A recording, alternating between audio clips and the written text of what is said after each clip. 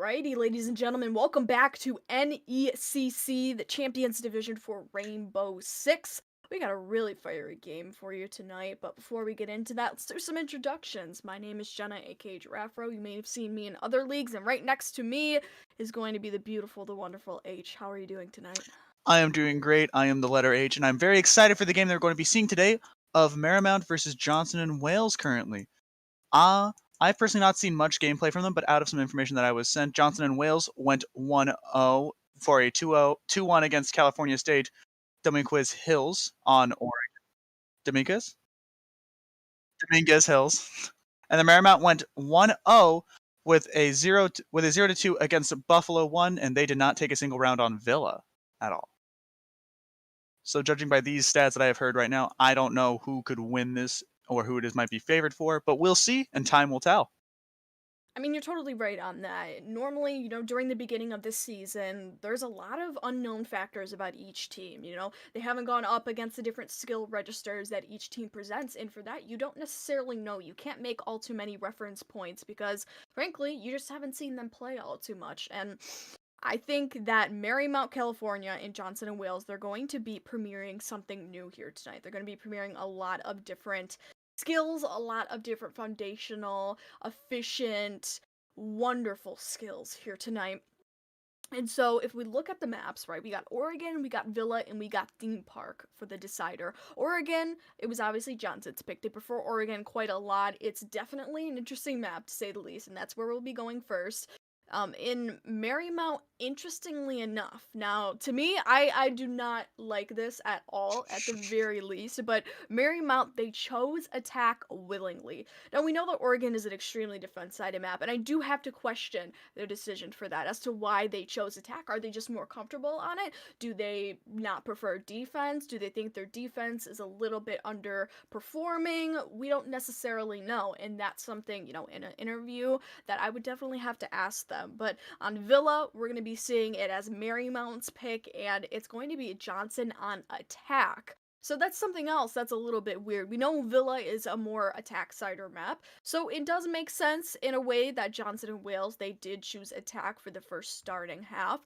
But at the very same time, it's like, when you do have the option to go defense, when you have the choice, I would say, put yourself in an advantageous position. Just try to go defense, try to see what happens. And maybe the very same thing where Johnson doesn't necessarily feel comfortable all too much going on their defensive rounds for Villa. Again, all of this will be premiered in the upcoming matches for Oregon. Now, that's actually going to be our first map. How do you feel about Oregon, H? I've seen a lot of play on Oregon, and I would actually like to defend their choosing on going attack first because it would be a lot easier to win a few rounds on attack and then snowball really hard into defense, since Oregon is a very defensive-sided map after the half, and then rather than being defense and then just getting absolutely landlocked after halftime. So they might be able to bring it all the way back from attack if they already take a few rounds on top of that. And as we talk about that, we are going into our ban phase for Oregon. Do you think I'm expecting the usual bans, probably Thatcher, usual suspects, Mira. Do you have any ideas? I'm gonna say Thatcher, a ranged hard breacher, and then Mira and a utility operator like Malusi. We might even be seeing Kaid being taken out of the operator selection, especially being that he's super powerful on hatch play, which is what Oregon, especially bottom floor, is known for pretty well. So I guess one of those operators we're probably going to be seeing premiered, but our next attacker ban right next to Thatcher is going to be Jackal. Jackal, out of all things. I mean, Jackal is one of those operators where if you don't want to take out a hard or a ranged hard breacher, he's your guy to go to, right? He would be your next pick most likely, and especially in the case where MCU, they don't want to be taking out, or they don't want to be impeded on their roaming, on their defense-sided rounds. That's an operator that they would normally want to take out of the game, because you don't want to have to deal with the pesky fetishizing footmongerer of Jackal, who just tracks your every single move and makes the game so much harder for you to have to play out. But our last operator being taken out, of course, will be Kaid respectively. So it wasn't any of the utility operators that I predicted, but it definitely fell into the category of prediction, as he will be a hard breach denial operator. And then I was also 50% right on that Thatcher and Mira ban because you typically see those on every map that is played on Rainbow Six. And seeing the Jackal ban from Maryland helps further support my theory of they're probably going to try to snowball after half on the defensive side, so that way they'll have a really strong roam game and then use that to their advantage rather than trying to win all their rounds on attack itself. And we're going to be seeing a very, very stock pick going on here with a Vigil on defense being 6 picked out into Malusi, which makes a little bit more sense for the passive information that her gadget provides. And we're seeing Buck switched into Hibana, so we're bringing a lot of hard breach on our attacking side with IQ to spot any sort of wall denial that might come in the form of our mute or bandit. Well, we see top floor being our first pick of the bomb site selection for Johnson Wales.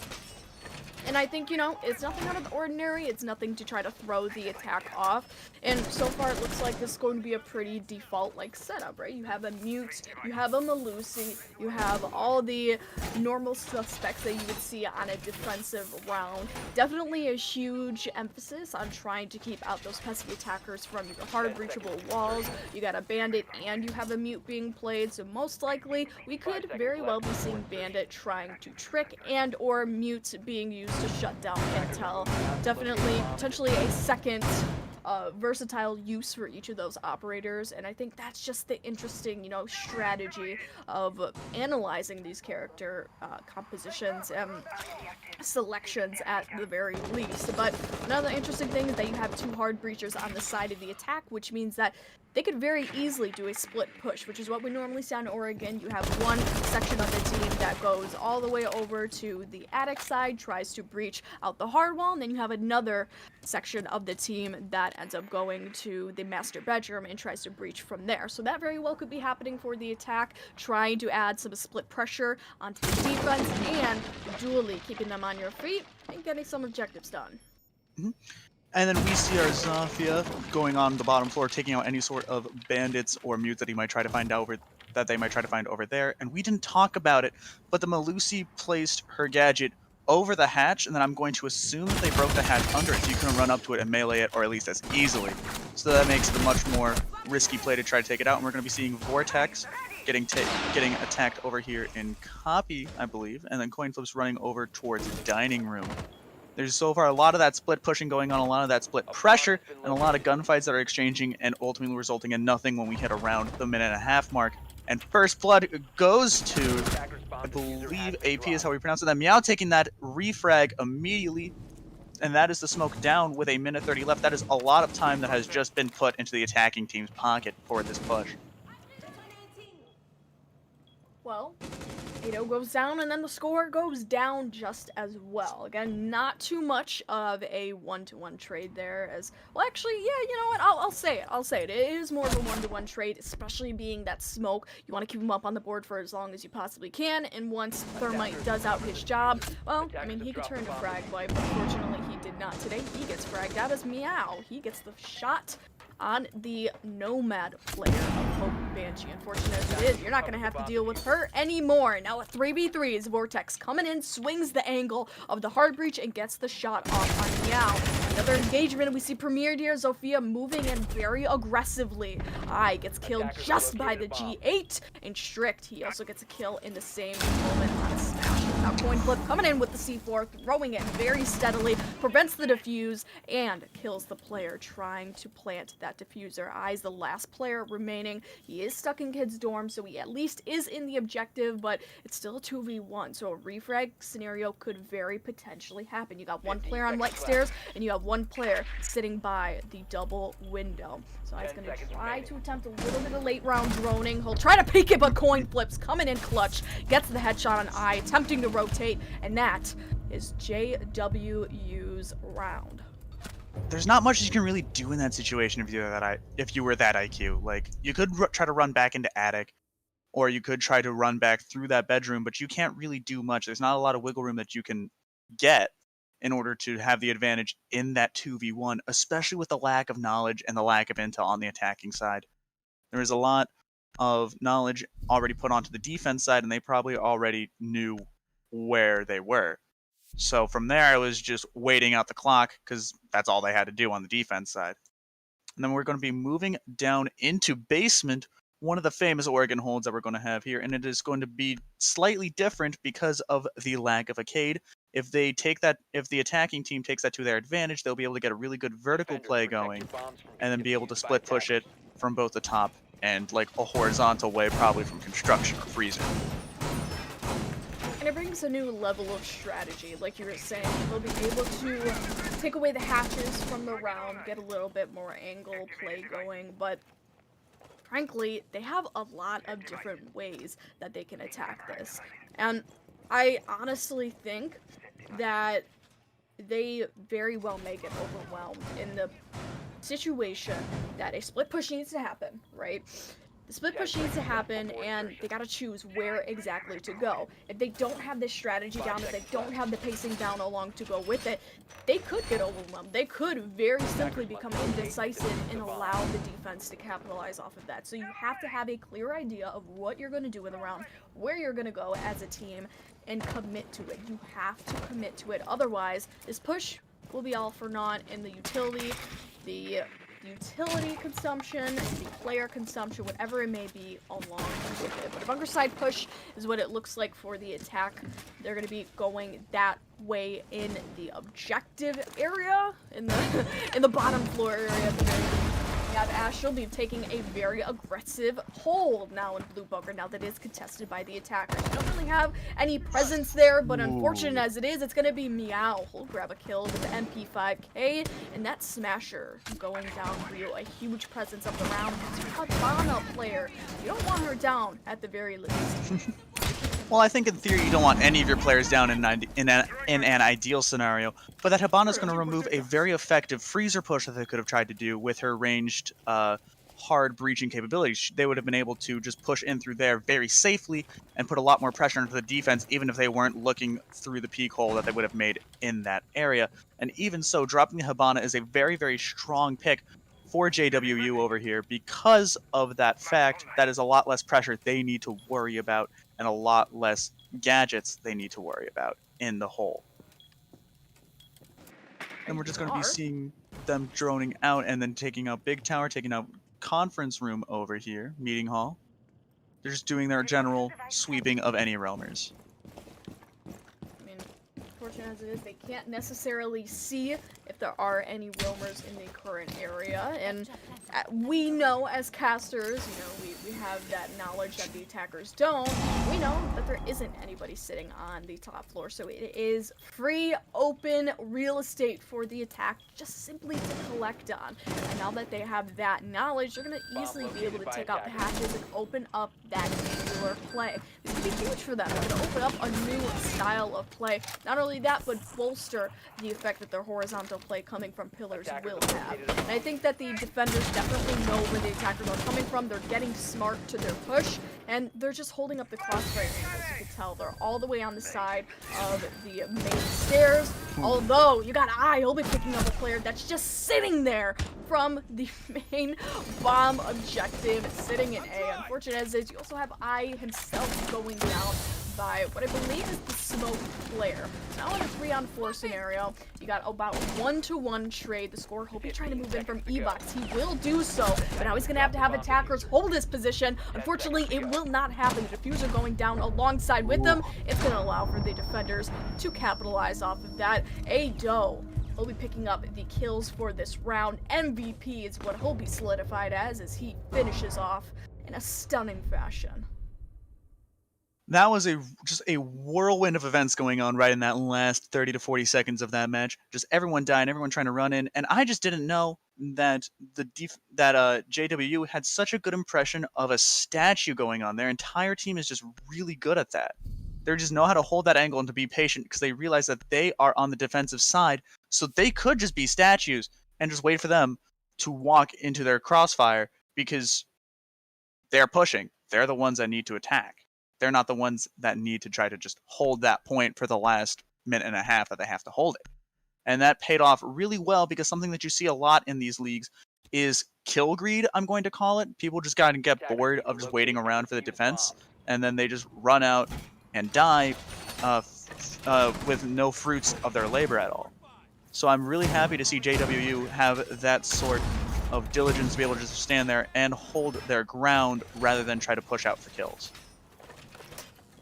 You're right about this whole statue theory, but there's a double-edged sword to that theory, I think.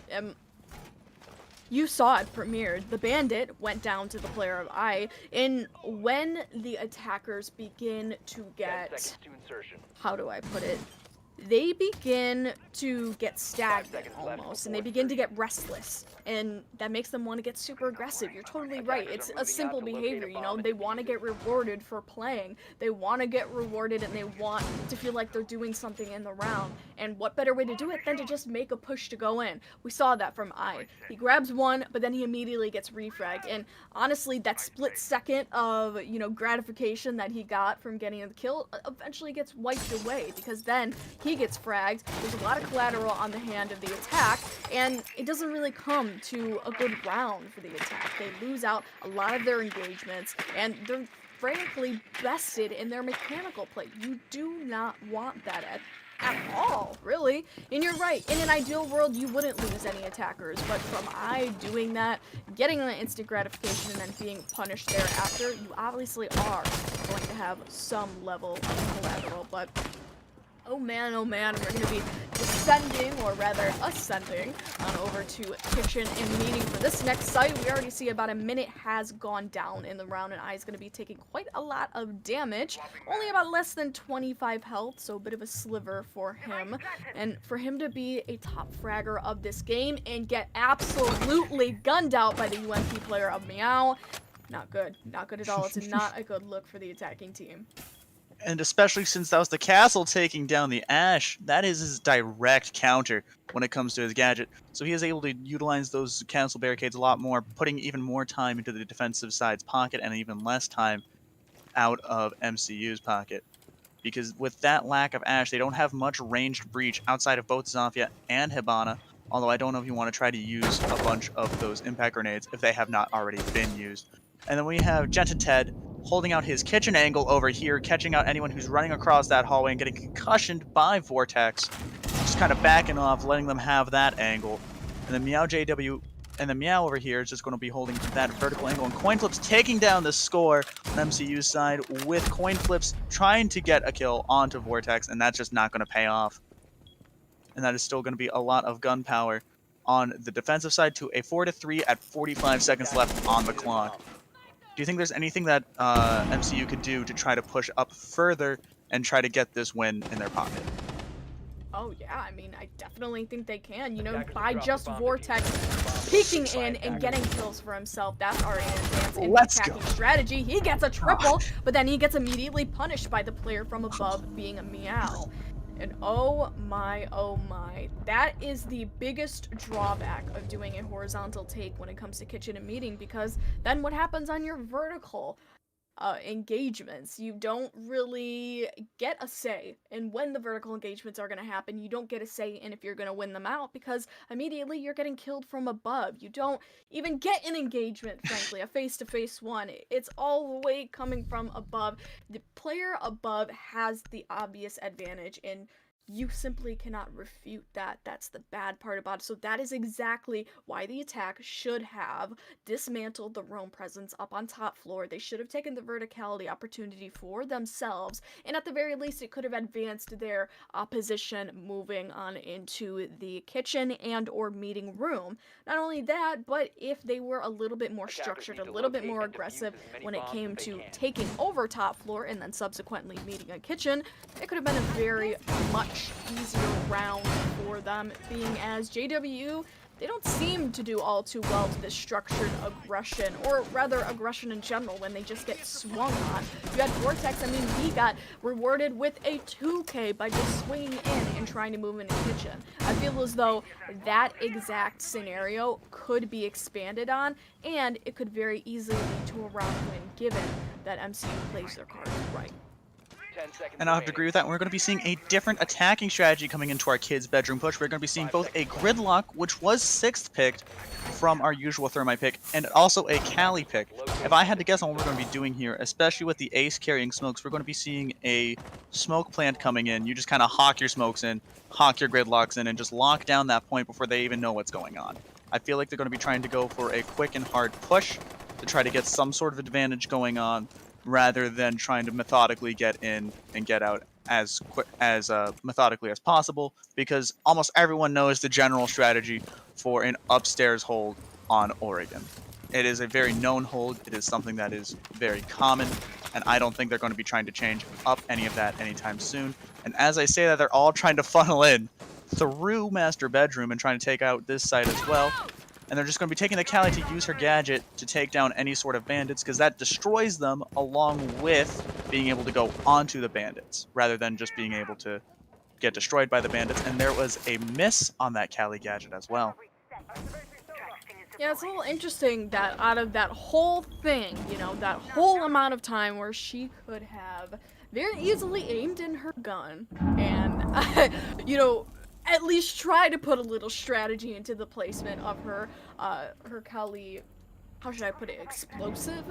Her little explosive trap. It is You like an know. explosive. Yeah, It is you like know a what I little, mean. it's like I call it a mini Ash, but A like mini forget Ash, only. a hard breach Ash. Point being that she could have put a little bit more time into the actual placement, and it could have rewarded the attackers a lot better, with at least being able to open up the full main wall. But you see, Thermite's going to be brought in anyways, and the use of the Habana will not be in vain, at least on the left side of the walls. You see, the entire wall has been opened up, and now Trophy being in control of the attackers, that could lead into a very nicely streamlined execute, being that now we have a hard breach hole to go through. But Strict, unfortunately, will be going down to the player of Oakbanji, I believe, from the ARX holder. Now, Meow will be getting a kill of his own. This man's absolutely going off. The score, unfortunately, goes down, and along with that, your flank denial Gridlock player as well. Coin flips on a headshot. He goes amazingly wonderful with that kill, I guess you could call it. And now Nomad goes down just as well. So your entire flank denial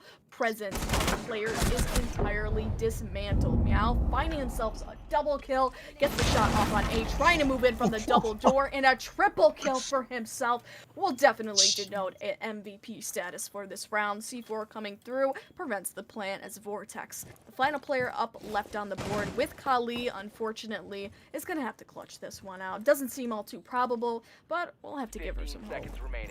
Cali's going to need to take that Red Ryder BB gun to the finish line, and Meow's going to be finishing out that 4K for the win for this round for JWU. Meow just absolutely kind of carrying this out of what we saw from their attic hold, reinforcing that wall to just absolutely prevent any sort of re-peek on that, into their 4K that ended up winning them the round in total. Along with that was a very flashy C4 kill. We love to see those. Those are just way too entertaining to just try to pass up, and they are so satisfying to get as a player as well.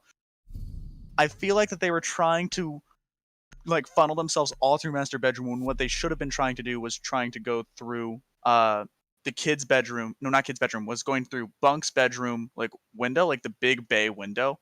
You know what I'm talking about? Yep. Yeah, they should have been trying to push through that, because that would have utilized Cali's ability to take long sight lines a lot better. That would have utilized Gridlock's ability to just kind of hawk her projectiles through just the window without even needing to see it. And that would have just complemented them way better, rather than trying to funnel all through master bedroom, which is what they were trying to do. And then we are going to be going down back into basement, a very general hold, a very common hold that we've seen. We're keeping this, and we're keeping the same exact lineup of heroes that we got going on here, with Meow keeping on the Malusi. If it ain't broke, don't fix it. You know, on your previous point, I can do nothing but agree with you. I totally agree with you, H, because I feel like the attacking strategy has been extremely stale. It's getting old. You know, it's all too linear for it to work out for the attackers. You know, they have to add a little bit of spice in there. They have to at least try to get some sort of split presence going. Otherwise, they're not going to keep the attackers on, or rather the defenders on their heels. They're not going to keep them uncomfortable, you know, and keep that level of surprise going for them. Rather, the defenders will definitely be able to adapt mid-round, mind you, as to where the attackers are going, and it simply put makes a very easy round for the attackers to capitalize upon. And I mean, it's simple strategy, right? All you gotta do is go somewhere either unpredictable, you have to go 2 places at once, just try to get a little bit of duality going. And if you do so, you may very well see a successful push. But Hope Banshee will be the opening frag, or will get the opening frag at the very least with the ARX. Meow unfortunately goes down to that pressure coming from the tower. And that's your Malusi. Once again, you don't want the top fragger for your team going down in this round. You see coin flips, he'll get one of his own on the score. Unfortunately, the score cannot get a single kill quite yet. The Gridlock player is just doomed to die in here. And that is just subtracting the area denial that you have from the Gridlock, along with the pushing advantage that you could have using the smokes from Ace as well, as we talked about earlier with the smoke, the Gridlock, just utter pandemonium going on the point, just making everyone blind, everyone step on Legos over here. And then along with that, Vortex is going to be trying to push in through this basement hold, through bunker again, which I feel like is still not utilizing Callie's long sight lines. I feel like she should have tried to push in through big tower rather, and then just kind of hold that whole hallway rather than try to hold just this small little area with her Red Rider BB gun that she's packing right now. Red Rider BB gun. It's I've a never red heard gun. that before. It's a red gun. I mean, yeah, it's a Red Rider BB gun. It's more of a Red Rider sniper gun, but Semantics, Quite a BB semantics gun. at this point. We're still going to be seeing Vortex and then Smash over here trying to push through the electrified wall over onto a site, I believe. And then they are going to punch the hole through, adding a lot more pressure onto them. But that is still not going to pay off that much because they are going to be holding their statue strategy of holding their angles, waiting for people to come to them. And we're going to be seeing some flashes coming on Adele. And that is not going to pay off with our Nomad just kind of peeking out and shooting down our poor Smoke in subject. And then we're also going to be seeing our Jaeger getting taken down with Bandit Blast 1 on the point. 18 seconds left on the round, and a MCU taking round 1, or their first win, about halftime. That was just a whirlwind push that the statue strategy showed its weakness to. They didn't move, and that showed the weakness that we talked about earlier. Well, I think this round begged the question. Does the defense of JWU depend too much on heavy fragging players to win them rounds? We saw that Meow, he died at the first bit of the round, and I feel as though after that, the round slowly but surely went into the favor of the attackers. It was a slow decline for the defense, and it again tested the frag potential of the remaining players. Unfortunately, in a 4v5 situation, the remaining players paled in comparison to the attacking ability of, well, the attackers, right? And honestly, I just think that there could have been so much more done there for the defenders, even in a 4v5 situation, and they didn't utilize it. They didn't play to their best advantage. And Meow, being the player that's getting all the frags as Malusi, going down doesn't necessarily help them at all. So you really have to get a little bit more frag potential for the rest of your players. You have to have other people showing up outside of a single player, because what happens when he goes down? Well, something like we just saw in the last round, the other team most likely is going to win because they do have the better frag potential than the rest of the defensive players. I mean, you only have, what is it, 2 other players on your team, being Smoke and Bandit respectively, that are actually going positive. You have Strict and Ted, they're not going positive. 2 and 0 kills respectively for them. And honestly, again, you don't want that. You want the frag potential to be split amongst all of your players. That's just a simple fact of the game. Well, there's also the idea of the bad game, and along with that, we're going to be seeing a much more aggressive hold on this corner over here in bunker. A hold that I've been seeing a lot more of. Coin flips taking down I over here, and that is a really good pick on their Ash. And then Vortex taking down Meow, our poor top fragger on JWU, getting taken down almost immediately. And this hold that I've seen in this corner of bunker is something that I've seen a lot more. It's, to me, a very standard play. It is, to me, a very effective play. It allows for a much safer hold of bunker as a whole, and then coin flips is just going to give up that hold after a smoke as cover. They thought that they were going to be covering from the bandit, but the bandit is just going to use that as cover to make his getaway. And they were really holding on to it with both of the magpies and a deployable shield onto it. Oh yeah.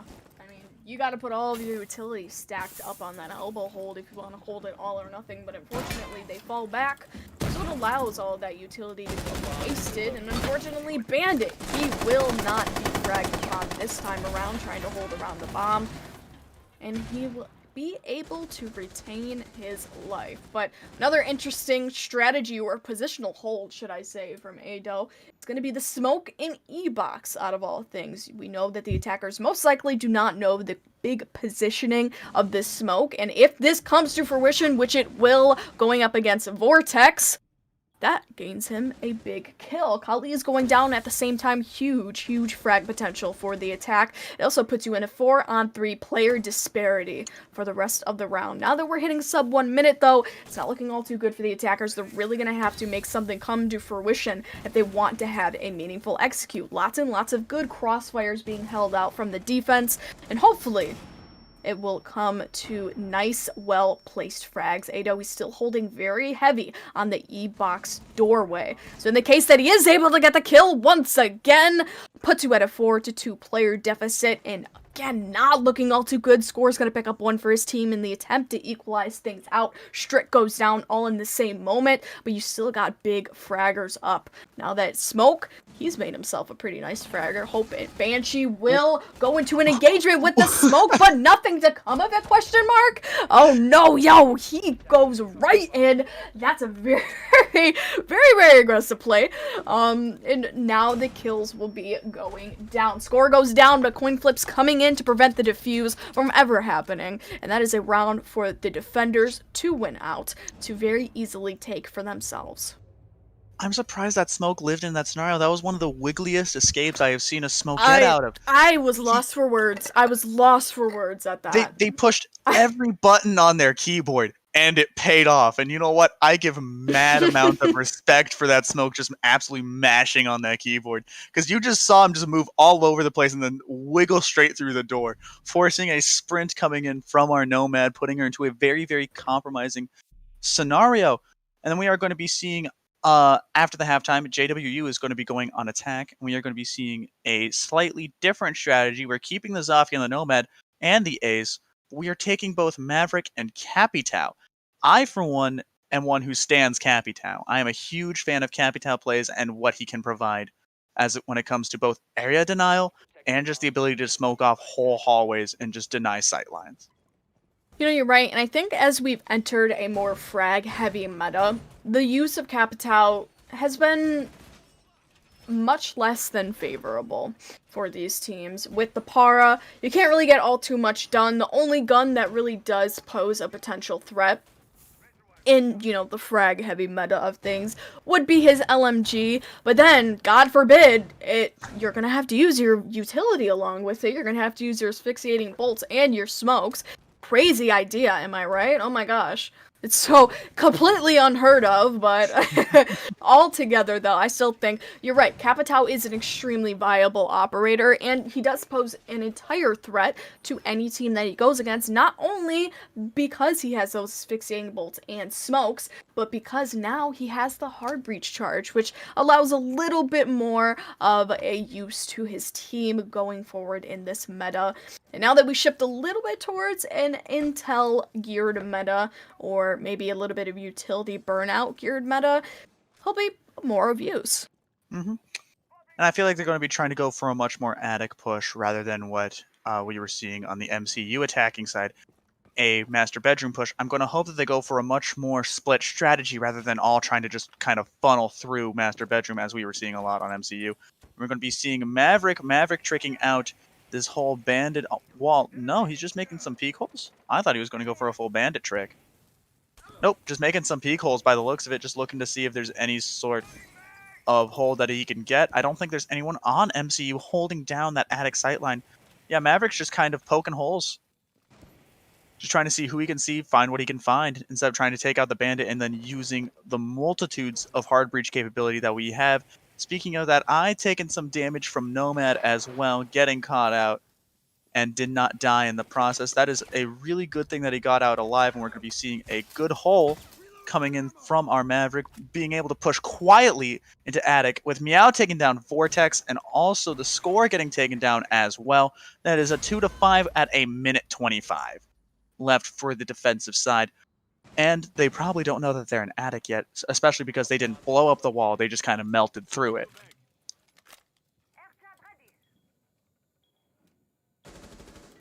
Alright. And we're going to be seeing coin flips taking down smashers as well. And then we're going to be seeing a whirlwind heist for a flawless round for JWU, taken down for the attacking side of it. And that is just something that you love to see. That is a great push that they came in, and I feel like this proves the fact on JWU just holding out their defense and then being able to push in through their attack. Speechless. I am speechless. Speechless. Oh my word, was that, you're right, a whirlwind heist of an attack. Did not expect it to be as explosive as it was, did not expect there to be as many frags for the attack as there was, but that's the way the cookie crumbles, and we have to deal with it as casters. Unfortunate as it is, that leaves a 6-1 scoreline with match point being held over the heads of our defenders, which obviously is Johnson and Wales. And they must be having a little bit of their mental fortitude definitely be taking a hit by now, right? You're 6-1, you're losing absolutely horribly, and you're not doing all too good with your frags, right? You don't have all too many players actually going positive, or should I say even neutral, and it's just not looking good for the rest of this game. So, I mean, not only having your mental literally chalked, you're at such a big round deficit, but then you're going to be going on to your pick, so hopefully that'll bring up, you know, the mental fortitude of MCU in the coming moments when they usher on to Villa. But otherwise, I simply think that Marymount, I mean, you're mental. It's wraps. It is wraps, and that is a huge factor to have to analyze, because having your mental fortitude be so in the dump right now could mean, you know, they give up easy plays, they start making simple mistakes, and that snowballs into more and more rounds that JWU uses to their advantage. And that the same thing goes vice versa, you know? Now that JWU is more confident, they might get a little bit overconfident and or have better mechanical play. You don't necessarily know how that's going to affect a team up until you see it. But so far, what we do know is the scoreline, which is that it's snowballing and having a momentum effect on JWU to continue to win out their rounds, even on their attack transition, which is completely huge. I mean, you had Meow, he showed up for the first 2 kills. Let's hope that the attack is going to have a similar performance this time around. Then we're going to be seeing Ted holding out this roaming route, I'm going to call it. And then along with that, I bet MCU does feel, I'm going to call it, a bit cheesed over this hard loss that they're going to be taking, which is probably going to end up being a 7-1 unless they pull a mad upset on their defensive capabilities. Although with Meow still alive and just clearing out this entire roaming area, just able to just absolutely have the maximum amounts of confidence that he needs to be able to push in through where he needs to push through, and then give him the ability to just frag out of his mind. We're going to be seeing a lot of roam clear, actually. We're hitting 1:15, and I don't think they've even looked at basement yet. They barely have, like, glanced at basement. They know who is what and what is where. However, they haven't figured out on the how to push into it. And I mean, the how is going to be your biggest effort in winning this round, am I right? You got a freezer execute that could be very possible coming up for the attack. Alongside that, we might be seeing a main stairs execute. Something that isn't necessarily the most common, but at the very same time, it's not necessarily the most unadaptable strategy that you could be seeing. Is he picks up one moving into meeting. Unfortunately, Coin Flips did not see that one coming as Meow alongside a Claymore gets his headshot going forward. So that puts a really hard pressure onto MCU for the rest of the round. You only have 2 players up on the board. Hope Banshee claps back, gets one of his own off on Meow of all players. Hope Banshee, though, on a double kill with the Malusi MP5, although the attack does know where she is, and that will be a frag to refrag. Score, last player left alive is going to have to rotate on over to main, and it'll fall right into the hands of Strict as he finds a headshot to clean up the round, clean house, and give the attackers their so needed round for a 7-1 scoreline as we usher into our second map of Villa. JWU is just so good at what I'm going to call the reverse 20-second strategy, where they're going to wait until 20 seconds. They're just able to get the mad frags that they need to be able to push all the way through the defensive line. And it's just nuts to watch because you just suddenly see the kill feed light up like a Christmas tree. And then everyone is suddenly dead, and then suddenly JWU stands up on the top. And that makes this first round of this match going to JWU at a 7-1. JWU favor. Is there anything that you think they could change when it comes to Villa for MCU? Or do you think that they're going to be trying to keep the same sort of strategies? Well, I mean, looking at the type of competition that they bring to the table, I feel as though they're not necessarily going to be changing things up. And knowing that MCU does prefer Villa, they might have something ready for us going into this map. They might have strategies built up. They might have a meta built up around their dynamic as a team, so we definitely got to look out for that. And as well as that, Johnson, they specifically chose attack, which means that, I mean, hey, they might be a little bit more comfortable on their attacks. They might be a little less comfortable on their defenses. We're going to have to be seeing this premiered, though. We know that Villa a little bit more of an attacker-sided map, although I'm not quite sure if it's over 50% attacking retention rate. Although I think it'll be somewhere around there. I'm going to say around in the 40s, but other than that, I simply think that Villa is still, with Rainbow6 Siege being the way that it is, a defense-sided map. So kind of questioning the way that Johnson picked attack on that one, but still, we're going to be playing it out in the next few seconds here. I'm not quite sure if we're going to be going into a break before them, but I believe we will be. Do we have a word from production? I believe I saw something flash on our screen about them taking a break. Okay. So we are going to go to break for a bit, and we'll catch you guys on the flip side. All right.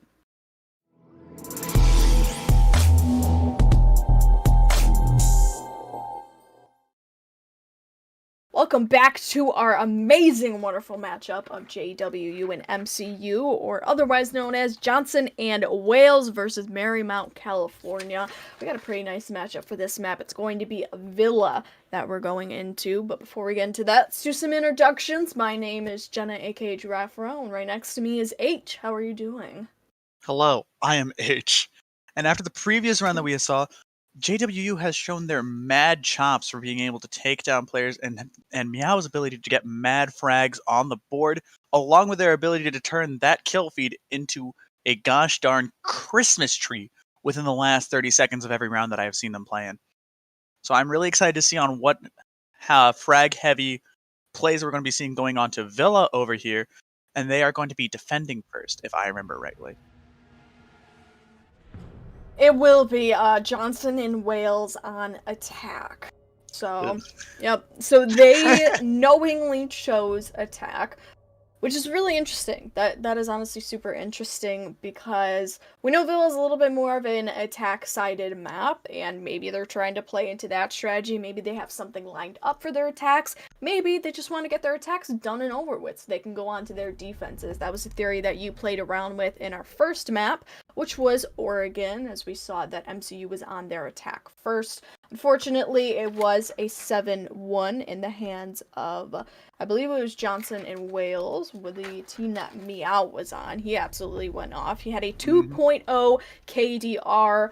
He carried his team, simply put. He did a lot of work. He put a lot of work in. He was one of the 3 players that actually had positive KDs, which is really interesting to look at because you see Hope Banshee, he was the only player on the other team that had a positive KD. Something to look out for during this game of Villa. But before we get into that, we have operator bans already going down. We got Thatcher, Jackal, Kaid, and potentially Mira for the next one, which would be a similar, not exactly same chronological order of bans, but definitely similar. And yep, it is going to be Mira. So technically same, not chronologically same. Or it is exact same, so it was Kaid and then Mira. So, okay, I thought it was Mira, then Kaid. Yep. Oh, right, that's what I was saying. Okay, yeah, we got no from production. It's the same exact bands. My point was that it was, like, different bands chronologically, but still same exact bands, technically. Anyways, we're gonna be getting onto Aviator in games. I also think that if you try to argue the chronological bands, it's just getting into the semantics that we really don't need to in this gaming universe that we are in. So we are going to be seeing a hold onto Aviator in Games Room. We are going to be seeing a Pulse and a Castle by the looks of it. We're going to keep the... Nope, we're switching out the Pulse. I lied to you. It is back to the Malusi plays, baby. We are going to be seeing the typical Malusi, probably going to be a mild roamer unless we're going to see the usual Jaeger roam coming in as well. I feel like they're going to try to be utilizing the Castle to just lock off both study and main stairs, hopefully. And we're going to see if that ends up paying off into the favor of MCU rather than into the favor of JWU.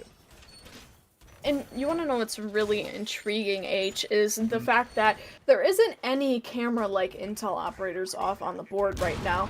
There's only what we would call direct intel or hearing intel, but essentially where you have a version of utility that either pings or that picks up an audio cue as to where the attackers are. And with Malusi and Legion on the board, it does just that. So Legion traps obviously give an audible cue as to where the attackers are, as well as that you got Malusi, her Banshees give an audible cue and have an area of denial effect that slow down attackers as to where they're going as well. So having that intel surrounding the square of AVG could be very, if not extremely important for the defenders to keep.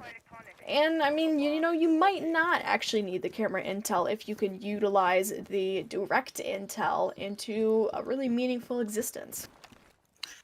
And then we are going to be seeing a general push coming in from Meow. We are going to be going through Roundabout, and we've already seen a push into main hallway as well from Ado, just getting all their drones out, getting all the roamers out. We're going to be using our hard breach from our Capital onto the castle barricade, and that is a decent amount of utility out of the pocket of our Capital.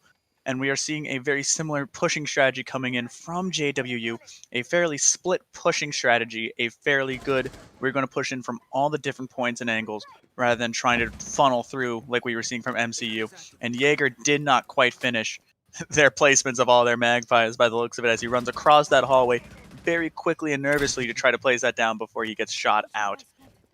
And then generally we are going to be seeing just a lot of holds coming in on the minute 36 mark.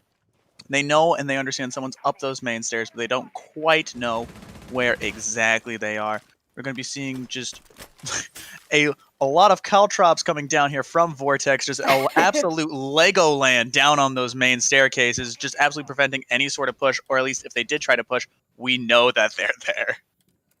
I mean, 1, 2, and 3 Legion traps that will. Oh, now 4. Now we're going on to 4. Now that the Legion traps will have to be quite obviously clicked in or noticed from the attackers before anything happens. But oh no, the score and the Vortex will add on to our first blood kills of the round. Ado and Ted unfortunately going down in lieu of being able to get the kills themselves. We got Vortex though, he'll be on a double kill rip for himself up on Classical, and the score coming in with a UMP headshot out of all things finds the head of Strix. So now coin flips, he's the only player left alive for the attack. He's gonna have to be on his lonesome, moving all the way through Classical with a barrage of utility used against him, including that Malusi Banshee that we'll be seeing premiered down 90. So coin flips, I mean, it's gonna be a very contested round. He's got one kill going for him though, but no, he'll get refragged up in the same existence. Vortex finding that kill, and that shuts down the round for the attack. There's a lot going on. We saw Jaeger there try to do what the Smoke did last round with just his pure wiggly strats. We saw the Capitao. I believe it was Castle that missed their initial shots against the Capitao. I'm surprised the Capitao lived to even peek into study and then pull back out onto balcony once he got Legion trapped. There's just a lot going on in that round that I'm surprised happened. And we're going to be seeing a pick into Buck as well, rather than our usual. And then we're going to be seeing Sledge and Buck pick. We're going to be seeing a lot more soft breach rather than hard breach coming in from our ace. We're going to be seeing a Buck and Sledge, or they're going to be going for a vertical play, which is not going to happen because we are on the second floor. No, H, you say Capitao really weird. Capitao? You say Capitao really weird. You say it like Capitao. Like, yeah. Like Cappy and then Tao. Like Capitao. It is how it is. Capitao. Like Capitao. Capitao, not Capitao. Capitao. Capitao. No, Capitao. Capitao. Can we just shorten his name to Cappy? I'm going to shorten his name to Cappy. Oh my god. Anyway, so we're going to be seeing our usual picks with our Cappy, our Nomad, and our Ace staying on. But we are going to be taking an Ashe and a Sledge instead for the much needed soft breach in order to counter the castle, rather than our poor Cappy having to use his hard breach gadget on that castle barricade.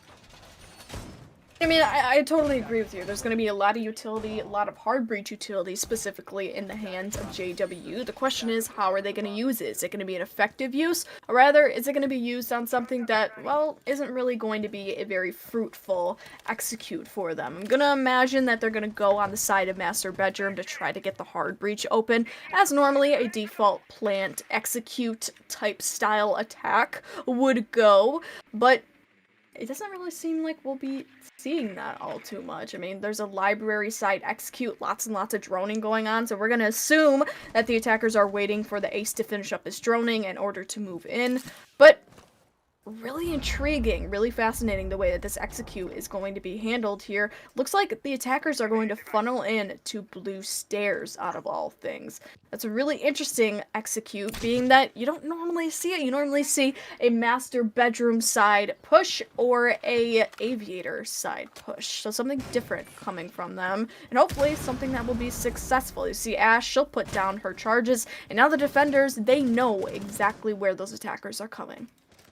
And we're going to be having, I believe it was holding down Astronomy, holding down from coin flips with both of these murder holes that he's had, both of these rotate holes that he's had, just peeking back and forth, not being able to get the kill on coin flips. Coin flips very paranoid at the fact that someone is there. He has a deadly premonition that there might be a smoke in that area, but us as casters know that there is, and he isn't 100% certain about it.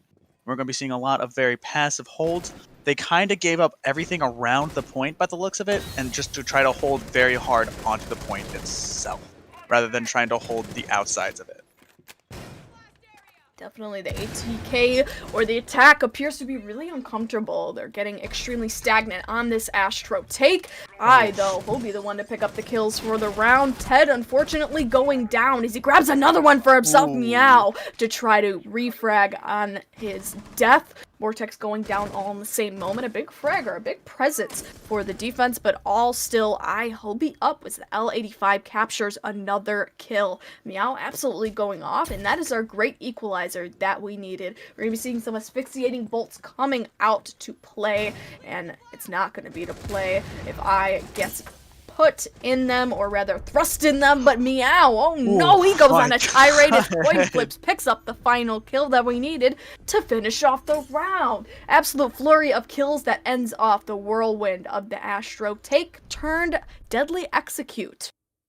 That just shows even further that JWU is just really good at, once they know who is what and what is where, they can get the how solved by just a few choice shots. Because as I have always said, you don't need to worry about planting if you get a few clean shots in their cranium. So you don't even need to worry about that point if you're able to kill the rest of the enemy team. I mean, good point. Good point that you pose.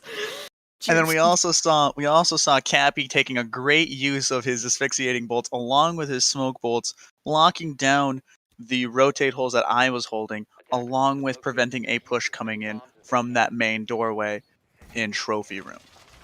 And they're going to be Absolutely. trying Trophy Room again, going to see if they can try to fix something, however minutely it might be fixed, or if they're just going to try the same strategy, because they realized it was much more in the execution and the individual player skill rather than the strategy itself. I think it's a little bit of both. Mm-hmm. I think more so than anything, it was JW and the way that they took it, rather than MCU. And I feel the issue with MCU was the fact that they didn't adapt in time. They didn't put enough players on the side of Astro to try to combat the push. They figured, hey, it's probably not going to be that important of a side to hold, right? They're probably going to try to go for a split take, if anything. But no. As a matter of fact, it ended up being an extremely linear push, and all players tried to go Astro, which, interestingly enough, it looks like at least one player, the player of Ash, Coin Flips, is looking to go Astro once again. Not as much of an important push, but now MCU are going to, at the very least, be looking out for the Astro side push. Could very easily be Coin Flips to lose his life in that attempt. Now we're going to have to see, as the mechanical play will definitely have to come to fruition for Coin Flips in the case that he tries to aggressively take Astro. But that'll have to come in time, as now we're about to be sub 1 minute in the round. But Coin Flips, oh my There gosh, he as I is, say that, yep, taking down Caster's that Curse. That Ugh. is the good old fashioned caster's curse, and I would have to argue it is a coin flip of a chance for Coin Flips over here. And he did, Wow. however, catch that default cam that he missed the previous round, and Meow taking down Banshee on top of that. That is both the Malusi and the Bandit down, who I'm assuming are their primary roamers by the looks of the scoreboard and roughly where they had died, or roughly where I believe they have died. So we're going to be seeing a lot more of an aggressive push coming in, especially with a 5-3 advantage coming in on the minute 40 mark, with Vortex holding our trophy room and along with Smashers holding on this angle from Statuary into our main hallway, which is actually not where they're pushing from. They're all pushing from Astrology, as we've been talking about. Yeah, there's only so many angles that the defenders can hold, and once all of them eventually get overrun after getting a kill or two, the damage will still be done. The damage still is done. I mean, it's a 5-on-3, and Meow full move right into Statuary, pick up 2 of his own for a triple kill run right before getting shot up by Vortex with the T5 SMG. But now, damage again has been done. His fixating bolts will go down, taking lots and lots of damage on Vortex, as we see damage going down for himself, but not before he once again gets fragged out by the para player of Strict. I really thought that Legion was going to live for a second. I saw a lot of bullets miss. I thought for a very, very split second that JWU was suddenly paid off somewhere in the background with how many bullets are being missed right there. However, they were finally able to land the shots that they needed to land to win the round for themselves, bringing it up to a 2-1 JWU favor. And we're not even halfway through that. And we're not even like a quarter through the match fully. And we are going to be seeing our first cam-up pick that we've seen in both of the matches so far. We're going to be seeing a pick of a Maestro coming in, and you commented earlier how there were no cam-up bans, yet it was very strange we weren't seeing any active picks of Valkyrie or Maestro or even a Mozzie. That is really intriguing, because you look at Oregon, and you see a lot of potential for gaining intel from the defense. Which is why I have to wonder, why the heck did they not bring a Valkyrie? Why did they not bring a Maestro? Why, in the world did they not bring a Mozzie? Somebody who at least has a fragability factor to his arsenal, to his guns, and can collect on the active intel that he gains for his team. It just simply does not make sense. And most, if not all of those players have nitro cells in their arsenal too. So not only does that gain you a duality to the damage that you can do, but you still give the defending side lots and lots of intel. It just honestly doesn't make sense to me in a lot of ways.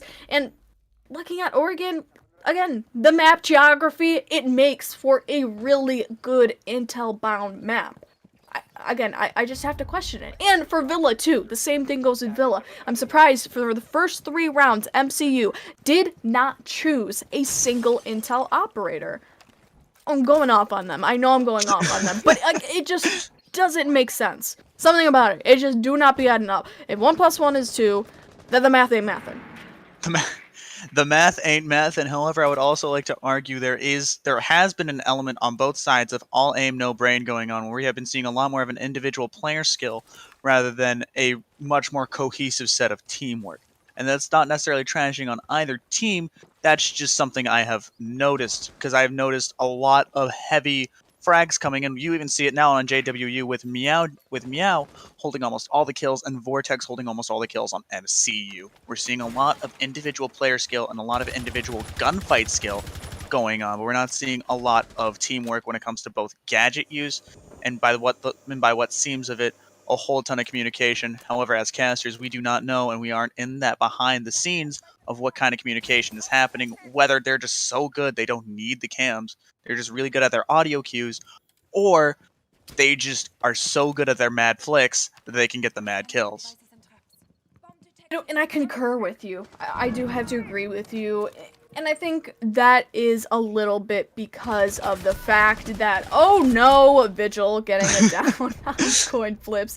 But I think that's the fact that this level of competition isn't necessarily the most competitive. It isn't necessarily the most skillful or most cohesive level of play. There are a lot of teams where the players just don't mesh the best together. And for it to be a collegiate team, I mean, yes, there is a trial process, there is a selection process, but, I mean, man, people, they're looking out for their money. They're looking out for them scholarships that you can get for esports. I mean, I know I am. No, I'm just kidding. But you get what I'm saying. A lot of teams at this level of play, this competition, aren't always going to be the most cohesive, as we see Meow moving right into the objective. We know that JW is extremely cohesive to pull out that level of coordination. Strict finding himself his own kill. The other side of the map, I going down. Now you got one player moving in from Laundry, gets a kill with the T5. Fortunately goes down all at the same moment, and Jaeger, he goes down just as well by Meow as the diffuser got planted, and it gains the round win for JWU. And that wasn't necessarily the whirlwind heist that we're used to seeing JWU take. There was a few kills coming in from Meow, who has been shown to be their primary entry fragger. And me saying that there isn't teamwork, that doesn't mean that there is a complete lack of it.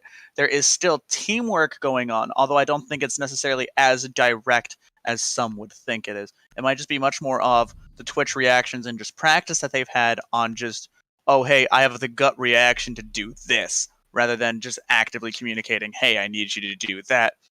So while it might not look like that there's a bunch of teamwork going on, just might be a bunch of split-second decisions going on in every single player's brain on JWU that might result in pushes that we had just seen on Kitchen, which ended up taking the whole site within 30 seconds.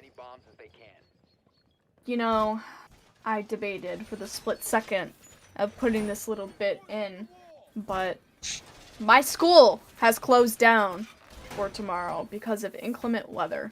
And I just wanted to share that with the stream, because I feel as though that is the biggest dub that I could have taken this entire week, and I took it. I absolutely took it. As we see that JWU is taking a similar dub. They took Oregon 7-1, and now they're on a 3-1 tirade. Interestingly enough, on their attacking rounds, out of all things. And what is even more interesting is that they intentionally took attack, and they're winning it on MCU's pick. So this is their bat pick. This is their, pick for their defensive rounds, pick for their attacking rounds. They're obviously a lot more comfortable on Villa out of all things, and yet they're still losing it out. I think that's a big testament to the skill level of JWU, but in a way, the underestimation of JWU's abilities on Villa, and potentially the overestimation of MCU's ability on Villa. And we are seeing, since we are going into round 5 here, Meow has already picked up 10 frags as well in these just 5 rounds. Man. That is 2 kills per round. If my basic math doesn't elude me. And we're seeing Banshee still making main staircase, just the Lego hallway. Just if you try to step through that hallway, you're just going to get something stuck in your foot and you don't know what to do. We're going to be seeing Score as well, rotating over to try to get a decent flank on anyone who's trying to push up their main stairs into main hallway, trying to see if we can get a kill. And that does not pay off for our poor castle, as Coin Flips absolutely gets the headshot onto Score as well, losing them a player, and that puts it down to a 4-5 JWU favor at the minute 45 mark. Well, I like the way that MCU holds this strategy. The one thing I definitely don't like about it is that there's pillars, and when one pillar falls, meaning a player positioning, when one player positioning falls, then that causes the rest of the pillars to fall. It is such a frag-heavy strategy, frag-heavy positioning for each player to have to endure themselves in, that at this point, it isn't necessarily worth it, because like I said, if you lose one player, then another player at the very least is going to be going down alongside. And you have Vortex, the Score, and Hope Banshee already going down. So that is a lot of pillars of the defense that have already been felled. And now, in a wonderful kill shot, you have Meow going down as well. A huge fragger, a huge presence on the team of JW. So once again, this theory gets tested. Is the frag potential high enough for JWU, even in a 4-on-1 now, as Strick finds a headshot on Smasher, to win it out? And that puts it down to a 4-1 with I trying to take it back, taking down Coin Flips, at least putting him onto the ground, not able to get the confirm, and then Ado just kind of shooting at I and able to catch the one bullet that I did not want to catch in Armory Room. That was just another really good push that we have seen from JWU. And even though Meow did get taken out, they do have their individual just teamwork as well, along with the gun skill that might be in the individual players that Meow is just overshadowing with his skills as an entry fragger. Because that is what the term is. They enter and they frag. It is a 2-part conjunction. Yeah? Yeah, it is. Yeah? So he runs in and kills everyone, probably leaving not enough kills for everyone else on the team. So everyone else on the team might not be, this is going to sound really weird, they might not be like really bad at fragging. It's just that Meow is greedy and he's taking everything on the plate. I mean, it's a viable theory. I totally agree with you. It's a viable theory.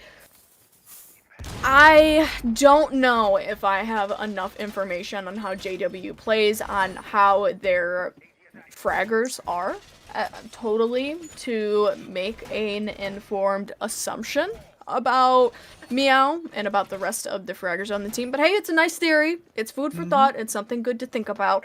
Although another good thing to think about is the fact that MCU, the one round that they won on AVG, which was the first round, they won it pretty nicely. I like their frag heavy strategy, which is something that I went over a lot during the last round. But what's really fascinating about it is last round specifically, we saw that JW, they did not care about the placement of players in AVG. They didn't care about any of it. They still went along with their strategy. And I think that stubbornness is really a testament to the skill level of JWU. I mean, they could choose to go on a completely different side of the map and capitalize off of that playability and simply just win out rounds like that, right? A really well drawn out methodical push could do just as well as an extremely bulldozing, aggressive styled push from JW, and yet they still win it out of all things. Knowing exactly where MCU's players are and going and playing into their hands of where they are, they still win it out. That's really, really odd to think about, and yet it's happening out of all things, but really, really, really weird thing, regardless. And now, this time around, we're going to be seeing an Aviator side push, as already one defender has been spotted out by the attack, i.e. Holby going down in the coming seconds here, but no, he won't. He'll pick up a frag of his own already in a 5-on-3. Unfortunately not, actually. I thought that was that didn't prone, but no, it wasn't. It wasn't. I'm just stupid. I'm a stupid caster. I'm a stupid idiot caster. But score, and I gone down. The roaming presence dismantled at this point, which gives the attackers more map control and more area to work with when trying to constrict the defenders inside the site. And there was a great lack of a hold coming in on Study that we saw when it came to Aviator and Billiards. There was a great lack of defense. They had put the gadgets there and they had invested the utility that they had to try to hold it, but they did not do much. We're going to be seeing a lot of frags coming in MCU's favor. We have Meow taking down, we have coin flips down, but not quite out, with Hope Banshee being the last player alive with that MP5K, a very good gun to be left alone with, and a Doe going to be trying to plant on site. I don't think there's much that a Doe can do, but Banshee is going to frag out over here, going prone in dismay of our poor Sledge, trying to get the last kills that he needs, but a Doe being able to pick up against Banshee, sadly. I thought that was actually going to go into Banshee's favor for a second because he was able to take down that Ash and bamboozle that Sledge into missing all of his shots. But with both the time constraint and just the sheer action economy advantage that they did not have, Banshee was just already kind of set up to lose, I felt. And we are also going to be seeing that Mozzie pick coming in on JWU after this half. One of the cam ops that we have been just kind of frothing over a little bit. We're going to be seeing Mozzie, who not only has that Glock with a stock that's very good at killing things, but also has the active cams in the form of drones. And we are also going to be seeing a 6 pick into Frost, which is also something you don't see a lot. You don't see it a lot, but it's becoming, interestingly, a lot more prevalent in the meta, and I think that is mainly because Frost, well, she just got a 1.5 scope, and because her utility is becoming a lot more useful, knowing that at this level, most players aren't expecting a Frost, you know? It's almost like an element of surprise. It's almost like it's such a low-level strategy that it's smart, you know what I mean? It's like it's almost so stupid that it's actually gonna work. And that's the theory that you bring along when you use Frost, because their traps are so big, they're so clunky, they're so easy to see, but when you hop into a window and you don't expect a Frost trap to be there, well, yeah, you're gonna get bamboozled. You're gonna get down by the Frost trap, and thus Frost is going to easily be able to collect your life without even having to have a face-to-face one-on-one engagement with her new sight, which is the 1.5. Along with that, you have the new secondary shotgun that she's had for probably a hotter second than I thought, and the fact that she has a deployable shield, which is a very, very good utility to have. But a Frost is only as good as the team knowing about the Frost. If you know that a Frost is there, that Frost is basically completely useless, or at least I have found that to be true. As soon as the team knows that there's a Frost, there's no Frost kills coming in, unless you put all the Frost mats into popular areas of cover. But with that secondary shotgun, we are going to be seeing Meow making a bunch of murder holes in the floor over here, trying to catch out any sort of vertical play that he can squeeze out of the floorboards, out of the cracks, out of the crannies. And we're going to be seeing Banshee pushing into our main bedroom. We're seeing a main bedroom push coming in for when it comes to Aviator and Billiards room. Yeah, I do like this long-winded roam clear. The only issue with that is that the attack is going to have to keep up the pacing as best as they possibly can, and knowing that this, for the most part, is a turtle hold, the attack really isn't going to get any kills going their way, and it simply is just free area control, but Hope Banshee will be getting the first blood of this round, unfortunately having Ted going down at the hands of the ARX player. Great headshot on his part, and unfortunately, Ted is going to have to go another round without spawning in, but who will spawn in is going to be Meow, going into 90, unfortunately getting fragged out just at the same moment that she is able to capitalize with her 1.5.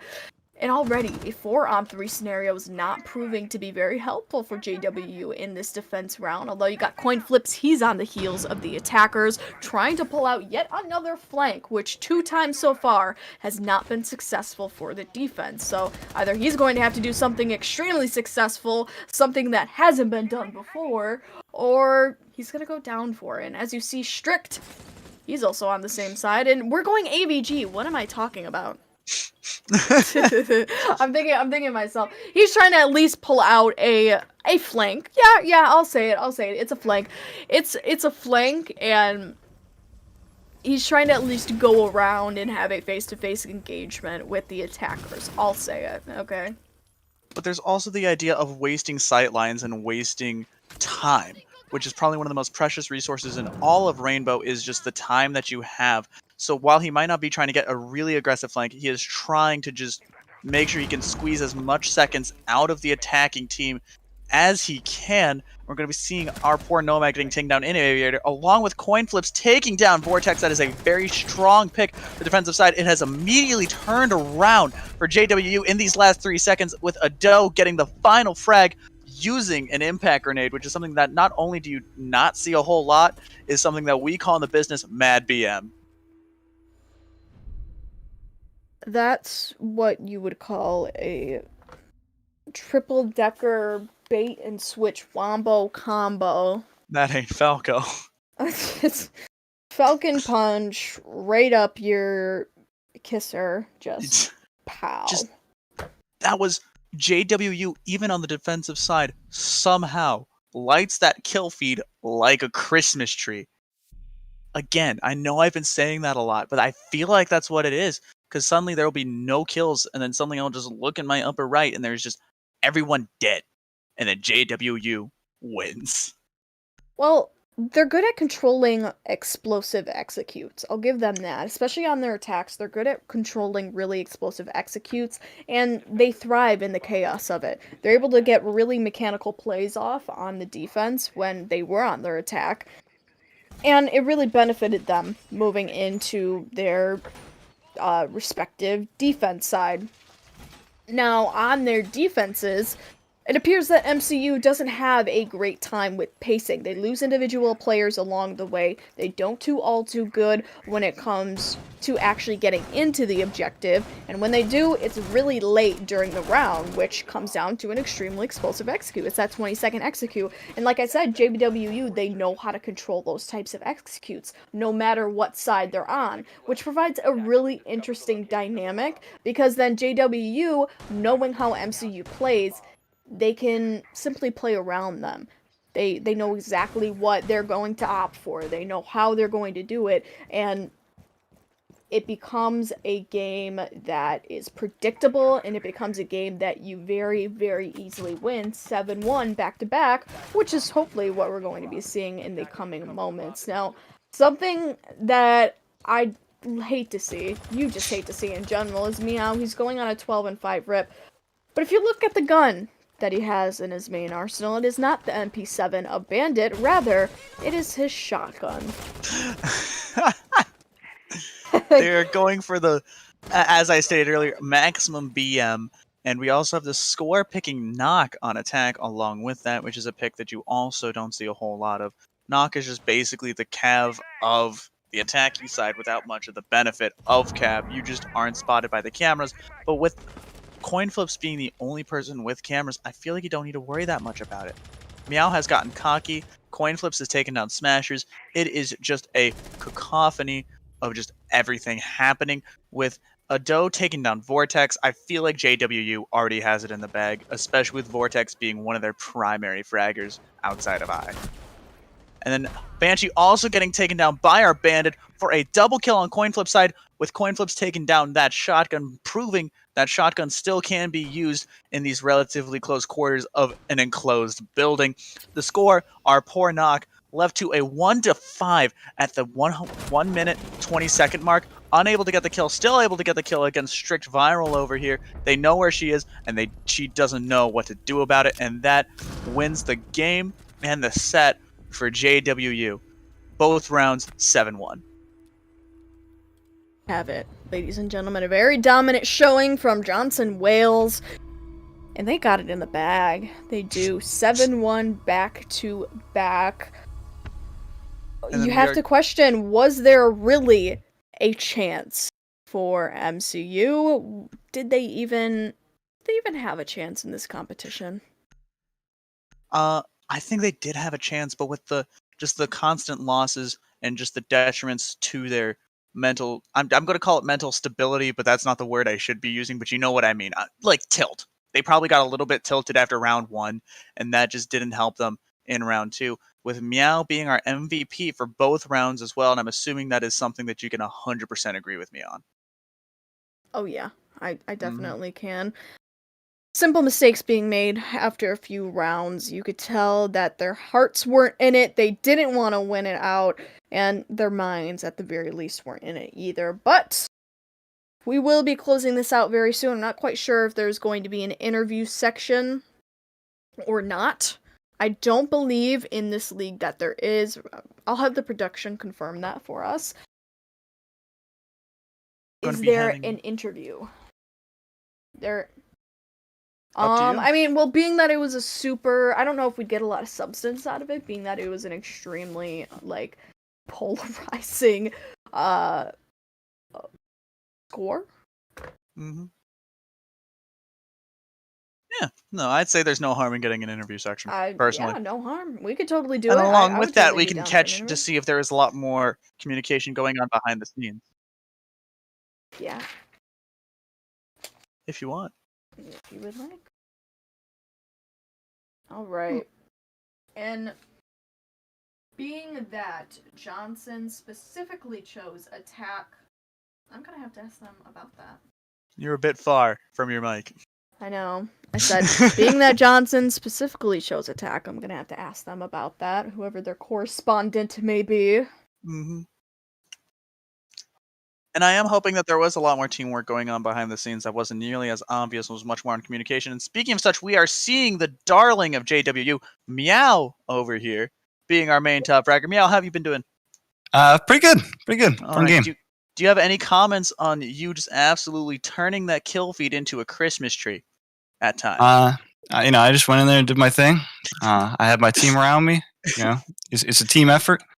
I played my role, they played theirs, and we won. Mhm. Now, was there a lot more communication than was like strictly obvious with you as the entry frag, or was there a lot of, oh hey, this dude right there, or was it just you kind of went in and you were able to get the flicks that you needed off? A mix of both. We comp pretty well. That's something we've been working on big time. Like we had a rough start. Like a couple months ago, we were not the same team that we are today. But obviously we've worked on a lot of things, and we're able to have dominant performances like that now. And that's really fun to see. Jenna, do you have any specific questions for Meow over here? Yeah, I mean, strategically, I love to overanalyze things, so I have to beg the question, what was the idea behind doing your attacking side on Villa first, choosing that? So Villa isn't a map that we practice a whole lot, and frankly, we have players who don't even know all the callouts on that map. So I figured it would be better if we went on attack, since like I'm generally our fragger of the team, and I'm better on attack than I am on defense. So I like to get us on attack first. I think it's easier to warm up with attack, especially against a team that the game plan really was that we would stomp on Oregon like we did. We're very confident in our Oregon, and Mhm. so we were on the second half of Oregon. We were on attack, so we figured we would just keep that momentum going on attack, bring it to the next map, and it panned out beautifully. And I also have to ask, if we were to go to theme park, what type of play do you think would ensue? Are you guys pretty well warmed up on theme park? Do you guys have a strategy set for it? We have some tricks up our sleeve, but I can't really get into that. Obviously, it's pretty early in the season. I don't want to give up too many secrets, but yeah, I'm confident that we would do okay on Oregon or All right. theme park rather. All right. Now, if I slipped a very crisp $2 bill into your front pocket, would you reveal some of these JWU secrets to us? Absolutely not. It's worth a shot. Anyway, I personally don't have any more questions at all, and I would like to thank you for coming into our short little interview section that we had with you as well. Thanks for being a sport about it. Yeah, no problem. Thank you guys for having me. You guys have a good one. All right. And I can't wait to see you play more later in the season. Rock on. I'll deliver. All right, well, that was our interview portion of it. We know it wasn't super long-winded and it wasn't super analytical, but there isn't really all too much to analyze, being that it was both 7-1s back-to-back. There wasn't all too, much super heavy-minded play going into it. But I still think it was a wonderful game. GG's to both teams, and congrats to JWU for winning that one out. But otherwise, that has been us. Make sure to go check out our socials individually for us. I'm not quite sure what your socials are, but I know, of course, mine are just Giraffero on everything. And make sure to check out the socials for NECC as well. I'm not quite sure what their Twitter is. I think it's something just like NECC. NECC games? Yes. I'm not even sure, but you guys know what I mean. I'm just going through the spiel at this point. But otherwise, thank you everybody for coming out. This has been us, H and Giraffero, and we will see you next time. And I'll catch you on the flip.